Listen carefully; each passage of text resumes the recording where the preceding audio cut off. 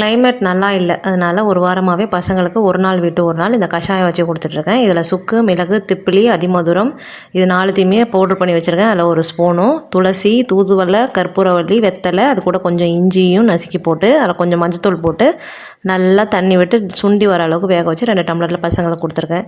இன்றைக்கி லஞ்ச் பாக்ஸுக்கு வந்து கீரை கூட்டும் உருளைக்கிழங்கும் தான் பண்ணேன்.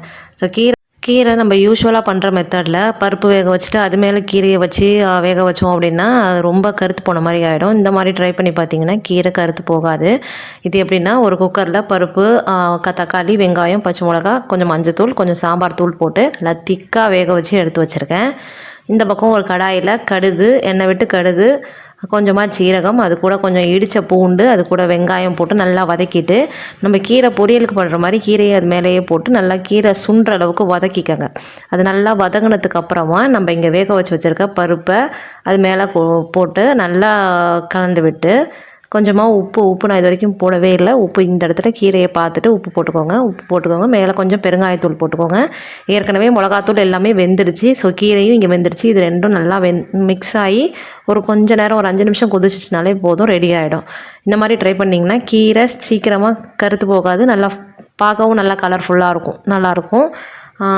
இங்கே இன்றைக்கி வந்து கீரை கூட்டும் உருளைக்கிழங்கு ஃப்ரையும் தான் பசங்களுக்கு.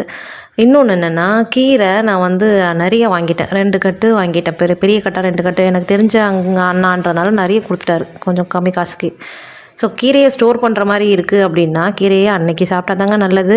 ஆனால் ஸ்டோர் பண்ணுற மாதிரி இருக்குது அப்படின்னா, கீரையில் இந்த தண்ணியுமே இல்லாமல் தண்ணி நல்லா உதறிட்டு பொரியலுக்கு கட் பண்ணுற மாதிரி நல்லா குட்டி குட்டியாக கட் பண்ணிவிட்டு ஒரு நல்ல பாலித்தீன் பேக்கில், நல்லா க்ளீனாக இருக்கிற பாலித்தீன் பேக்கில் உள்ளே போட்டு ஏர் சீல் பண்ண மாதிரி, வேக்யூம் பண்ண மாதிரி நல்லா சீல் பண்ணி, நல்லா காற்று எதுவுமே இல்லாத அளவுக்கு எல்லாத்தையுமே வெளியில் எடுத்துகிட்டு வச்சிங்கன்னா சூப்பராக இருக்கும். ஒரு 2 நாள் 3 நாள் இருக்கும்.